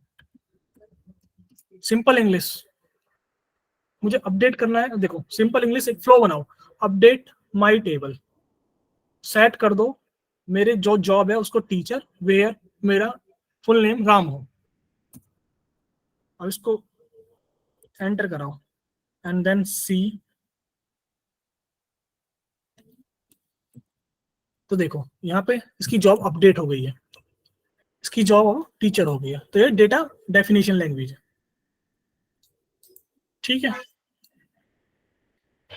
डीडीएल में यहाँ पे कोई दिक्कत, अपडेट, देखो हम 3 चीज कर सकते हैं, क्रिएट, ड्रॉप, डिलीट, अपडेट और अल्टर। बट हमारा मोस्टली इन चीजों से पाला पड़ेगा नहीं, ये चीजें डेटाबेस इंजीनियर का काम होता है, हमारा काम नहीं इन चीजों के लिए। तो हम एक काम करते हैं, हम मेरे पास कुछ क्वेश्चंस हैं। क्वेश्चन क्या, ये इसी की वेबसाइट पे है, नॉर्थ विंड की पे, इसको यूज करते हैं और फिर उसके बाद समझते हैं। तो हम यूज करेंगे नॉर्थ विंड डेटा सेट, ठीक है। नॉर्थ विंड डेटाबेस को यूज करेंगे। तो पहले यूज करने के लिए यूज नॉर्थ विंड, तो हम चल रहे हैं अब डेटा डेफिनेशंस लैंग्वेज में। तो मैं नॉर्थ विंड में आ चुका हूं, ठीक है। अब तो सबसे पहले एक टेबल देखते हैं। इसमें देखो, इसमें बहुत सारी टेबल्स हैं, कैटेगरीज है, कस्टमर्स है, एम्प्लॉय है, ऑर्डर डिटेल है, ऑर्डर है, प्रोडक्ट है, शिपर है, सप्लायर है, इतनी सारी टेबल्स हैं। तो अब हर एक टेबल में क्या होते हैं, कॉलम्स होते हैं। हर एक टेबल में कॉलम्स होते हैं, जैसे कैटेगरी टेबल में कैटेगरी आईडी है, कैटेगरी नेम है, डिस्क्रिप्शन और पिक्चर है। अब मान लो कि मुझे किसी टेबल का डेटा देखना है, मुझे सारा डेटा देखना है, मतलब सारे कॉलम देखने हैं, सारी वैल्यूज देखनी है, क्या क्या है। तो उसके लिए हम यूज करते हैं सेलेक्ट। सेलेक्ट मतलब मुझे सेलेक्ट करके लाओ मेरे लिए। स्टार का मतलब सारे सारे कॉलम्स। इसमें क्या होता है, वैसे जो सिंटैक्स होता है वो होता है सेलेक्ट, यहाँ पे आना चाहिए कॉलम नेम्स, कॉलम नेम 1, जितने जो कॉलम तुम्हें सेलेक्ट करने हैं, कॉलम नंबर 2, कॉलम सारे वो आने चाहिए। फिर उसके बाद कहां से सेलेक्ट करने, फ्रॉम, उस टेबल का नाम। फ्रॉम मतलब टेबल जहां से हमें ये सारी चीजें सेलेक्ट करके लानी है, यहाँ पे हम टेबल का नाम देंगे। तो ये होता है सिंपल सिंटेक्स किसी भी चीज को देखने का, कि क्या क्या देखना है और कहां से देखना है। तो सेलेक्ट कॉलम 1, कॉलम 2, कॉलम ये होते हैं जो 1 2 3 4, हम यहाँ पे कॉलम नेम प्रोवाइड कराते हैं, ठीक है। फ्रॉम टेबल यहाँ से। अगर मुझे मान लो कि सारे देखने हैं तो उसके लिए हम यूज करते हैं स्टार, सिर्फ स्टार। और टेबल क्या है मेरी, कैटेगरी आईडी। मैं डायरेक्ट कॉपी पेस्ट कर रहा हूँ इसको, ठीक है। कैटेगरी आईडी, मैं कंट्रोल एंटर करूं, सॉरी नॉर्थ विंड कैटेगरी,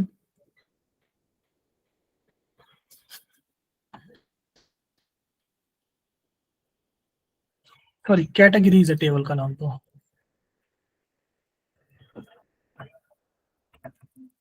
ये तो कॉलम का नाम था, कैटेगरीज। तो देखो मेरे इस टेबल में ये डेटा है, category ID, category name, description और पिक्चर्स। पिक्चर देखो ब्लॉब में है, तो ये चीजें हैं, ठीक है। अब मुझे सिंपल खाली कैटेगरी आईडी और कैटेगरी नेम सेलेक्ट करना होता, तो मैं यहाँ पे स्टार की जगह कैटेगरी नेम दे देता। हाँ, एक चीज और याद रखना कि ये जो है एसक्यूएल में जो ये कीवर्ड्स हैं, जैसे अपडेट है, सेलेक्ट, ये इसके कीवर्ड्स हैं, तो इनको हम स्मॉल लेटर में भी दे सकते हैं और अपर केस में भी, लोअर केस, दोनों केसेस में हम प्रोवाइड करा सकते हैं, उससे कोई डिस्टिंक्शन नहीं है, ठीक है। अब जैसे, लेकिन कॉलम नेम जैसा कॉलम नेम है सेम वैसे ही देने, जैसे इसमें देखो सी कैपिटल है तो सी ए, नहीं तो otherwise it will not recognise it.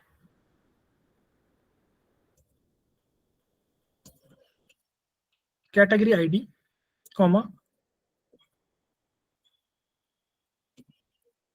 Category name, तो देखो इसने ये सिर्फ मुझे यही फैच करके ला, तो यहाँ पे सेलेक्ट के आगे जितनी भी चीज दी जाती है वो कॉलम्स नेम होते हैं कि कौन कौन सी कॉलम्स मुझे चाहिए। किसी को कोई डाउट? सर हम्म, सर आपकी जो ये नीचे विंडो आ रही है जहाँ पे आपका ये सारा आउटपुट दिख रहा है, मुझे वो वाली विंडो नहीं दिख रही है मेरे सिस्टम में, इसको कैसे लाना होता है? ये वाली नहीं, जहाँ पे ये टेबल दिख रही है ऊपर। ये बाय डिफॉल्ट आती है, वैसे आ रही होगी यहाँ पे ग्रिल्ड रिजल्ट या फॉर्म एडिटर करके आ रहा होगा, नहीं आ रही? नहीं सर। लेट मी चेक, इसमें टूल्स में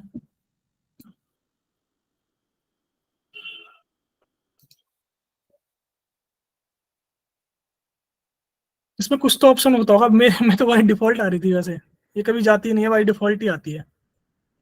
सर इसमें कोड को एग्जीक्यूट करने के लिए शिफ्ट अच्छा अच्छा, प्लस देखो, एंटर ही दबाता है ना?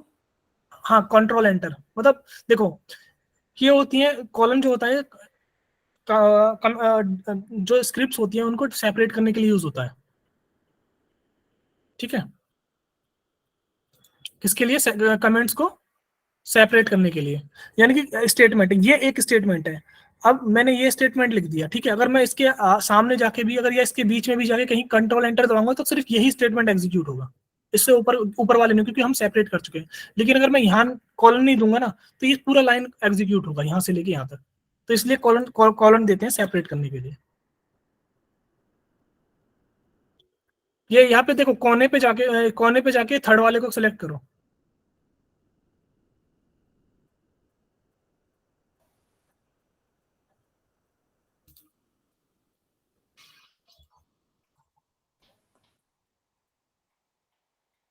या फिर अपेरेंस में जाके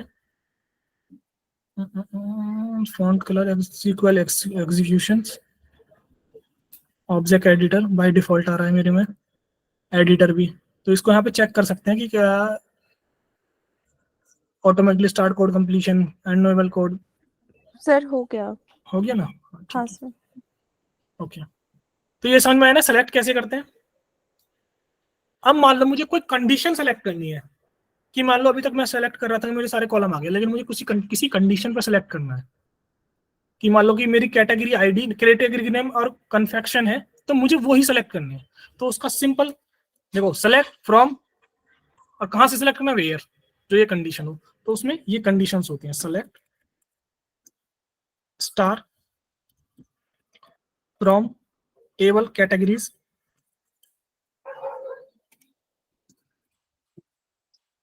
वेयर, लास्ट में आएगा वेयर, वेयर हमेशा लास्ट में आता है, सबसे लास्ट कंडीशन होती है। जब मैं एसक्यूएल एग्जीक्यूशन बताऊंगा ना, जब समझ में आएगा तुम्हें कैसे चीजें काम करती हैं इसमें। तो वेयर मेरा कंडीशन क्या होनी चाहिए कि मेरा कैटेगरी जो नेम है,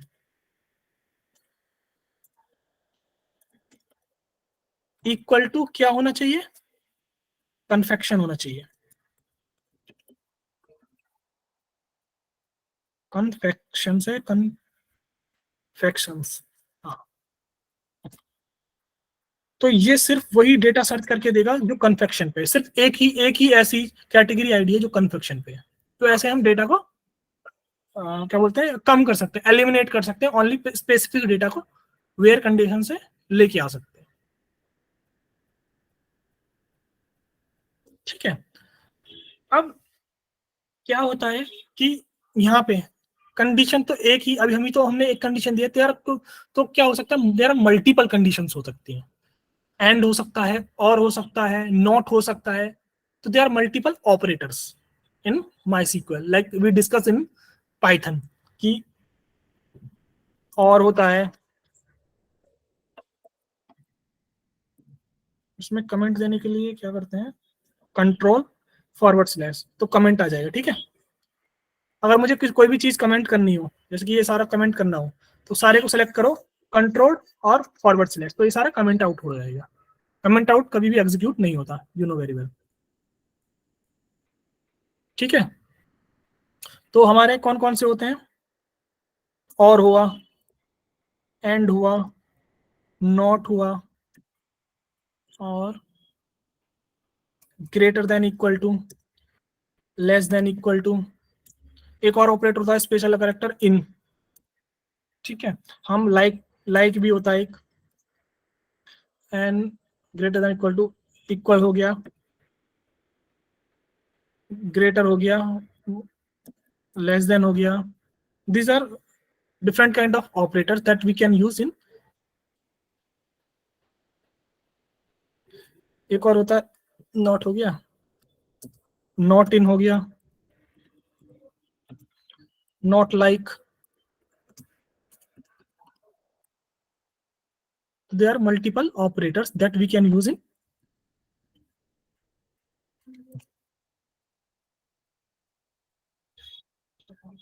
from. In from we can use multiple operators. ठीक है, आप जैसे कुछ कंडीशंस लेके चलते हैं, तो इसके लिए ये डेटाबेस तो ठीक है, सबसे पहले ये वाली क्वेरी उठाते हैं। ये क्या कह रहा है,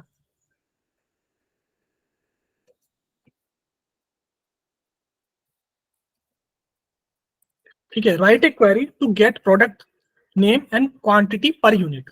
तो प्रोडक्ट की डिटेल हमें कहां से मिलेगी, प्रोडक्ट, सीधी सी बात है, प्रोडक्ट टेबल से। तो we will go in the product table. तो देर आर प्रोडक्ट टेबल है कोई यहाँ पे ये रही प्रोडक्ट टेबल, प्रोडक्ट्स। तो सबसे पहले मैं जाके देखूंगा कि प्रोडक्ट का कॉलम का डेटा कैसा है। Select star from products.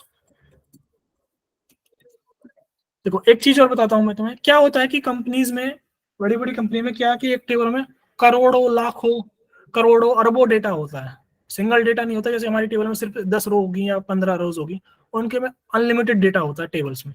तो अगर तुम सेलेक्ट स्टार फ्रॉम टेबल का नाम लिखोगे ना, तो क्या होगा कि वो सारे डेटा को फैच करके लाएगा, और उसमें कितना टाइम लगेगा, यू कैन इमेजिन कि बहुत ज्यादा टाइम लगेगा उसमें। तो उसके लिए क्या करते हैं, हम डेटा को लिमिट करते हैं कि मुझे बस इतना ही डेटा देखना है। तो इसके लिए यूज करते हैं लिमिट, खाली ओवरव्यू लेने के लिए टेबल का लिमिट। जैसे मुझे मान लो 10 रोज देखनी है, तो लिमिट 10, ये सबसे लास्ट में आता है। ठीक, अब मैं इसको एग्जीक्यूट कराऊं, व्हाट हैपेंड, इसको भी ले रहा ना, कॉलम लगाता हूं। ठीक है, तो सिर्फ इसने मुझे 10 रोज दिखाई है, देखो, तो मैंने लिमिट कर दी अपनी रोज को। तो अब इसमें देखो ये डेटा है, product name, supply ID, category, quantity, unit price, stock price, in order, order level. तो हमारा पहला क्या था, write a query to get product name and quantity per unit. तो मैं क्या करूंगा, सेलेक्ट प्रोडक्ट नेम,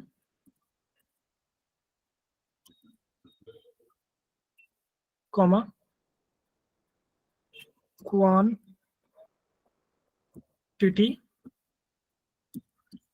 पर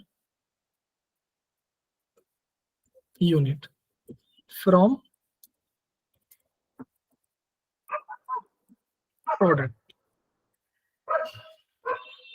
प्रोडक्ट्स है ना,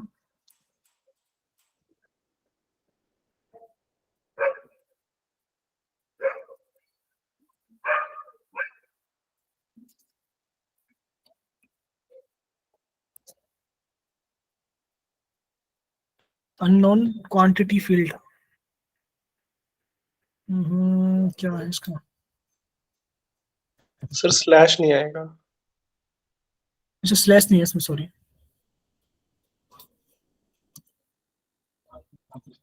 ठीक है, तो ये प्रोडक्ट एंड क्वांटिटी ला के दे देगा मुझे। ठीक है, then go to the second question. मैं सोच रहा था कि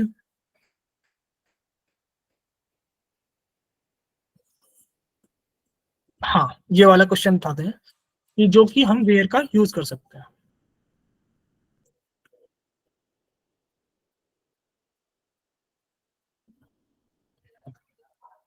ठीक है, write to query to get product list, ID लेना है, नेम लेना है, यूनिट प्राइस लेना है, वेयर कॉस्ट बिटवीन 15 एंड $25। ठीक है, तो देखो कैसे ऐसे हम हमारे पास इंटरव्यू में ऐसे ही क्वेश्चन पूछे जाते हैं कि एक क्वेरी लिखो जिसका यूनिट प्राइस मतलब कि प्रोडक्ट की टेबल है, उसमें आईडी नेम निकालो जिसका कॉस्ट इतने के बीच में हो। तो इंटरव्यू में यही क्वेश्चन पूछे जाते हैं।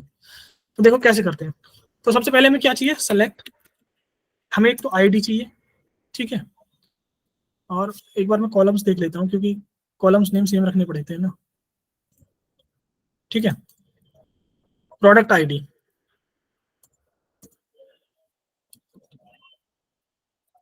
दूसरा क्या चाहिए मुझे? प्रोडक्ट नेम चाहिए।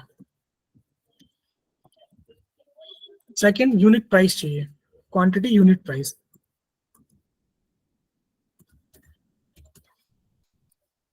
पर यूनिट, नहीं सॉरी, यूनिट प्राइस।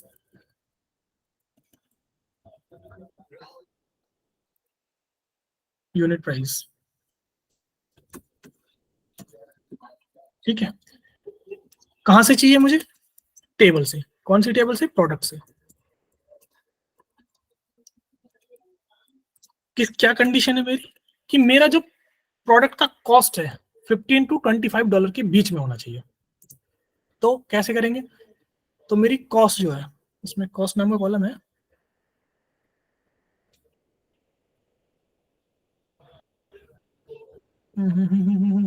कॉस्ट का नहीं है क्या column? Unit in stock, in order, demand,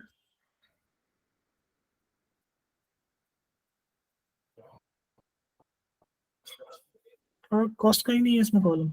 sir unit price में होगा शायद। Quantity per unit, unit price ये है, नहीं यूनिट प्राइस है ना ये तो। कॉस्ट इन्होंने किसी और में ले रखा होगा, किसी और टेबल में, फिर ज्वाइन करना पड़ेगा। तो मैं सोच रहा था कि खाली एक टेबल से ही करें अभी।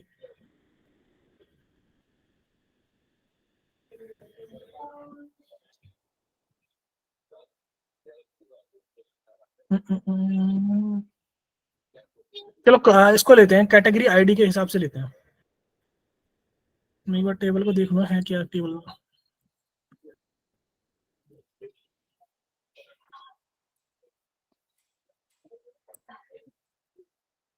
Unit price, reorder level. तो एक काम करते हैं जिसमें रीऑर्डर लेवल 20 और 25 और 10 हो, और उसको कंसीडर करते हैं। ठीक है, क्योंकि इसमें इन्होंने कॉस्ट ले नहीं रखी, कॉस्ट किसी और टेबल में होगी, फिर उनको ज्वाइन करना पड़ेगा। तो अभी ज्वाइन तक हम पहुंचे नहीं है, तो रीऑर्डर लेवल को लेते हैं। ठीक है, तो जहां पे रीऑर्डर लेवल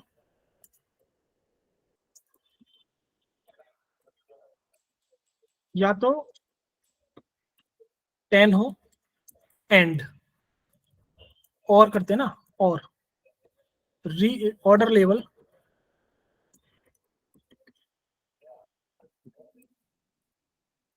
मेरा 25। तो ऐसे मल्टीपल कंडीशंस को हम जोड़ सकते हैं। देखो, तो ये सिर्फ हमें मुझे उन प्रोडक्ट वो प्रोडक्ट्स देगा जिनका रीऑर्डर लेवल 10 और 20 के बीच में हो, सॉरी रीऑर्डर लेवल 10 और 25 हो, ठीक है। इस और कंडीशन को मैं एक तरीके से और लिख सकता हूं, जो हमने बोला था इन ऑपरेटर। तो उसको कैसे लिखेंगे? सेम चीज, वेयर मेरा रीऑर्डर लेवल इन किसमें हो, 10 और 25 में हो। तो मैं ऐसे भी लिख सकता हूँ इसको। इन ऑपरेटर का यूज ऐसे होता है कि इन ऑपरेटर क्या करेगा, एक लिस्ट बना के दे देगा कि भाई मेरी जो चीजें हैं ना सिर्फ इसी में होनी चाहिए, मुझे वो चीजें चाहिए, तो ये वही चीज देगा सेम। और कंडीशन यूज कर लो या इन ऑपरेटर यूज कर लो। यहां तक किसी को कोई डाउट डेटा सिलेक्शन में कैसे सेलेक्ट किया जाता है? देखो सिलेक्शन के लाइक कॉम्प्लेक्स थिंग है, कॉम्प्लेक्स चीजें भी हैं, कैसे सेलेक्ट करना है कि एक ही कॉलम से मुझे बहुत सारी चीजें मिली, वो भी बहुत कॉम्प्लेक्स चीजें हैं। लेकिन अभी ये सिंपल लेवल पे ये चीज समझ में आई ना कि सेलेक्ट फ्रॉम और वेयर हम कैसे यूज करते हैं, एंड देन ऑपरेटर्स। किसी को कोई डाउट इसमें?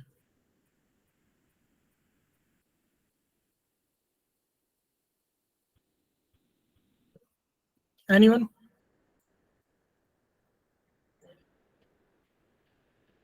चलो ठीक है, नेक्स्ट चलते हैं। हम ऑपरेटर्स देख रहे थे, ये तो अलग चीज आ गई।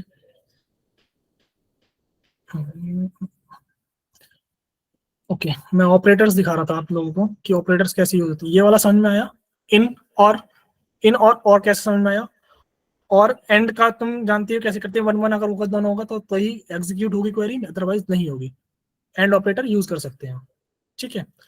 अब ग्रेटर देन इक्वल भी सेम थिंग। हाँ इसमें एक चीज और होती है, बिटवीन।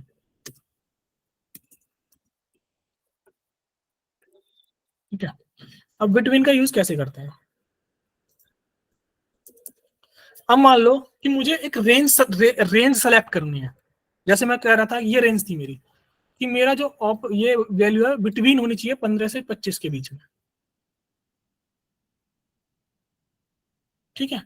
तो बिटवीन को मैं वहां यूज कर सकता हूँ। जैसे कि अभी मुझे क्या होता कि अगर मैं सिर्फ वेयर यूज करता तो मुझे कंडीशन लिखनी पड़ती, तो मेरी कॉस्ट है should be greater than equal to 15 and cost less than equal to 25, ये मुझे लिखना पड़ता।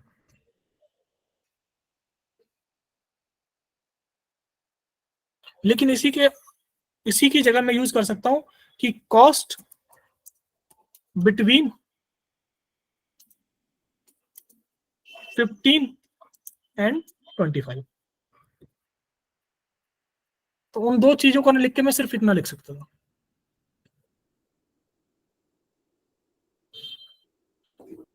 किसी को कोई डाउट इसमें?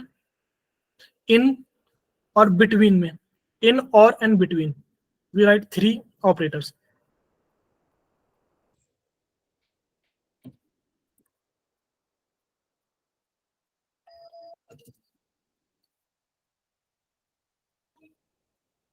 सॉरी बिटवीन है, ये डबल हो गया, ठीक। मेरे पास कुछ सिंपल क्वेरी पड़ी है, एक मिनट में देखता हूँ। वेयर इट इज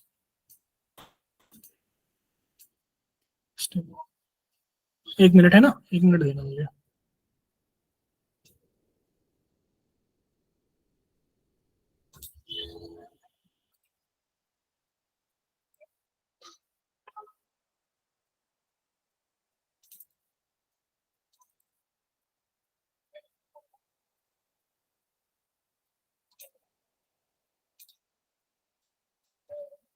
ये अलग चीज है।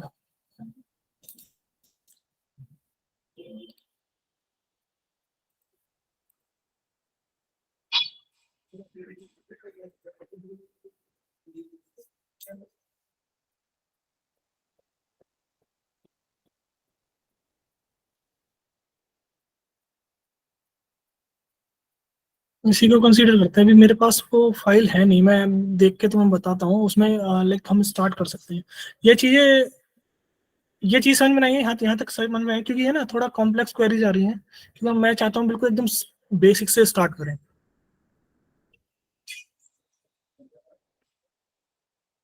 ये चीजें थोड़ी कॉम्प्लेक्स हो जाएंगी। Basic select statements query.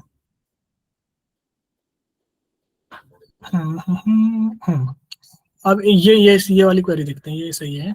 ये किसमें, एचआर में ना। अब हम चलते हैं एचआर डेटाबेस में। ये हमारा एक, ठीक है, तो यूज एचआर, ठीक है। और हमसे ये बोल रहा है write a query to display the name, first name last name using alias, name first name and last name, ठीक है। तो एलियस क्या होता है, किसी भी कॉलम का हम एक टेम्परेरी नाम दे सकते हैं जो हमारे डिस्प्ले में हो, जो हमारे डिस्प्ले, जो हमें डेटा दिखाई दिखाई दे, तो उसको हम एलियस दे सकते हैं। जैसे अब मान लो कि हम एचआर डेटाबेस में चलते हैं,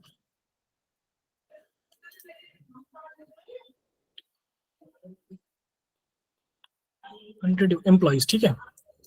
तो मैं करता हूं सेलेक्ट एम्प्लॉइज, एम्प्लॉइज में क्या है, फर्स्ट नेम,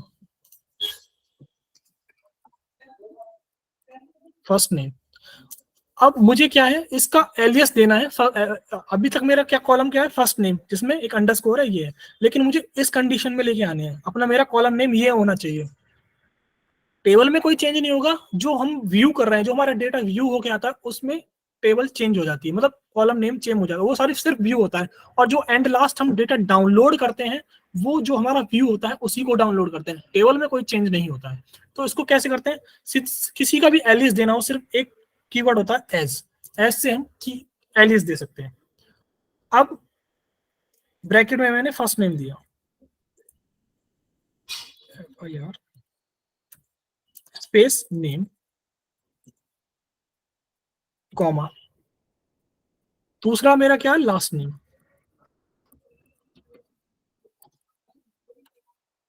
सेम उसका एलियस देना है मुझे,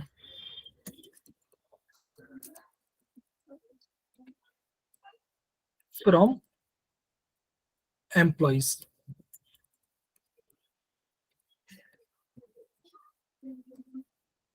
ठीक है।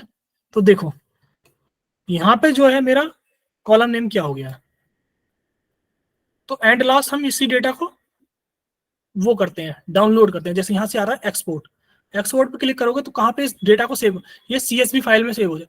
होता है ना कि हम पाइथन में क्या कर रहे थे, अभी तो डेटा एनालिसिस कर रहे थे, हम सीएसवी फाइल को इंपोर्ट करा रहे थे और मशीन लर्निंग अप्लाई कर रहे थे उसमें, करेंगे। तो क्या होगा कि ऐसे ही एसक्यूएल से डेटाबेस से फिल्टर डेटा करके लाते हैं, सीएसवी में सेव करते हैं, देन उसको पाइथन में इंपोर्ट करके हम मशीन लर्निंग यूज करते हैं। This is the process. तो इसलिए जो कॉलम नेम है यहाँ पे हम एलएस के थ्रू चेंज कर सकते हैं। किसी को कोई डाउट एलियासेस पे?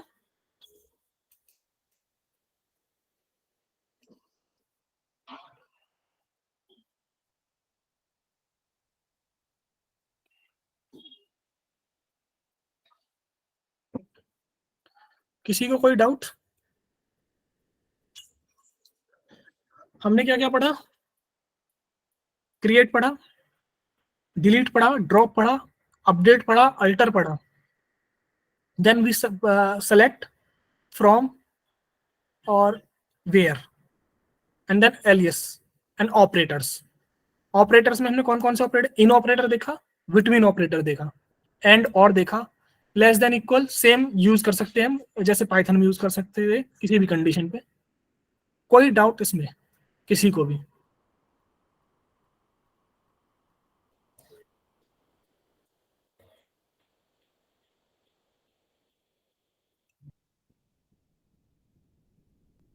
अब चाहो तो तुम इस सीट को ना सेव भी कर, जिस पे तुम काम कर रहे हो उसको सेव भी कर सकते हो, कंट्रोल एस करके, it will save as a SQL file. और जब भी तुम उसको ओपन करोगे तो ये सीधा एसक्यूएल से इसके थ्रू खुल के आएगी। और you can see also in notepad also, तुम इस फाइल को भी सेव भी कर सकते हो, ठीक है। ये हो गया हमारा वो अब हमें मान लो कि मेरे एक टेबल में है,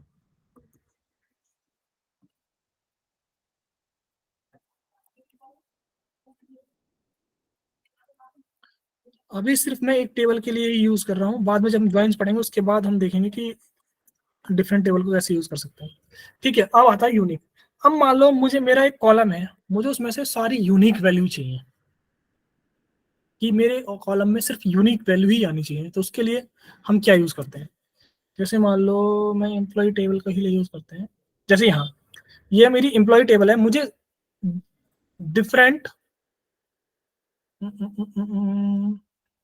मतलब मेरे जो डिस्टिंक्ट है, डिस्टिंक्ट नहीं मतलब बोलते हैं यूनिक ईमेल आईडी चाहिए, कि टोटल यूनिक ईमेल आईडी कितनी है। तो we how can we fetch it, select, एक कीवर्ड होता है डिस्टिंक्ट, देन कॉलम नेम। तो ये डिस्टिंक्ट जो है इस वाले पे, इस ईमेल पे लगेगा, कि जो कि जितनी भी यूनिक ईमेल आईडीज हैं उनको फैच करके लाएगा।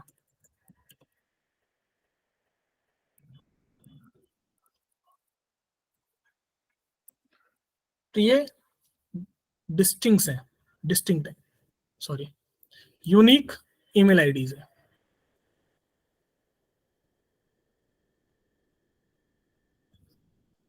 यूनिक डिस्टिंक्ट में किसी को कोई डाउट? अब कंडीशन हम मल्टीपल दे सकते हैं, यहाँ पे वेयर कंडीशन दे दो, कुछ भी दे दो, वो हम यूज कर सकते हैं। बाकी एक कॉलम पे हम क्या क्या यूज कर सकते हैं, एलिस यूज कर सकते हैं, डिस्टिंक्ट यूज कर सकते हैं। अब मान लो मुझे काउंट करना हो, तो एग्रीगेट फंक्शन पढ़ेंगे तब देखेंगे काउंट को। किसी को कोई डाउट इसमें?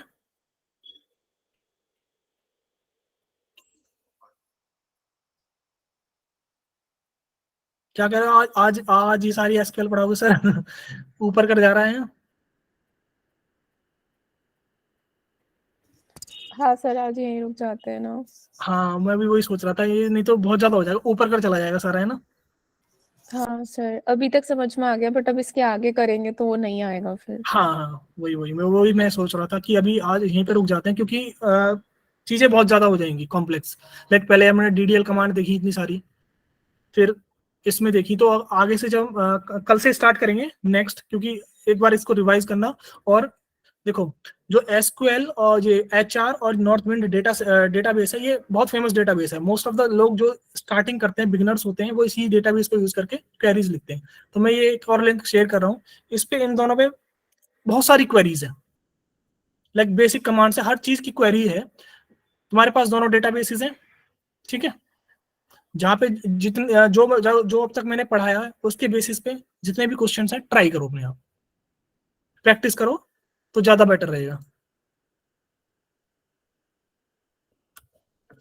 ये लिंक है, ठीक है, w3resources.com। इस पे नॉर्थ विंड और माई एचआर डेटाबेस के सारे क्वेश्चन हैं। जितना तुम्हें समझ में आया उतने क्वेश्चन ट्राई करो। बाकी नेक्स्ट क्लास में देखते हैं, नेक्स्ट क्लास में करेंगे बाकी जितने भी चीजें बचेंगी, क्योंकि इसमें क्या आगे चल के जॉइंस भी आएंगे। क्योंकि हमें ये जितनी भी टेबल्स इसमें दिखाई दे रही है ना, ये सारी टेबल्स यूज करनी है। हम इन टेबलों से ही डेटा फैच करेंगे। सॉरी, ये तो वो थी, ये टेबल्स हैं, country, department, employee, job history, job location, regions. तो इन सब का यूज करके ही हम अपना डेटा मैनिपुलेशन करेंगे। एंड लास्ट वो सब कुछ हम कल स्टार्ट करेंगे अगेन। किसी को कोई जो अब तक अभी तक पढ़ा है, किसी को कोई डाउट इसमें?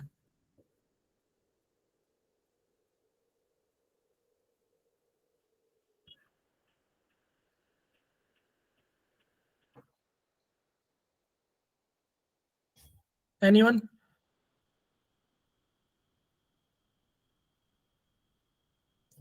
चलो फिर ठीक है, आज के लिए इतना ही। Thank you sir. ओके, चलो bye bye everyone, Thank you. Bye.